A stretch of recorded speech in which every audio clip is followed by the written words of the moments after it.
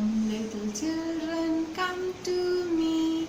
I will teach you the letter C.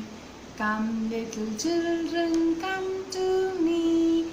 I will teach you the letter C. Hi, my Santians. How are you all? I hope you all are taking very good care of yourself. You're all staying home. You're staying safe. Yes. Today, what we are going to learn? Today, we are going to learn letter C.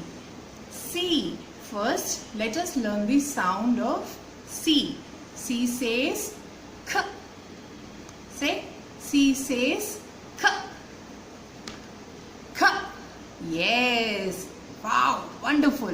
Say it with me again. C says K. Very good. Beautiful. Okay, now let us see. C is for cat. Yes. C says cap. Yes, I'm wearing a cap. C, carom board. Do you play with this in your house? Do you have it in your house? Yes, carom. And car. A car. Yes. C, colors. C, clay. Very good. So what have we learned today? C.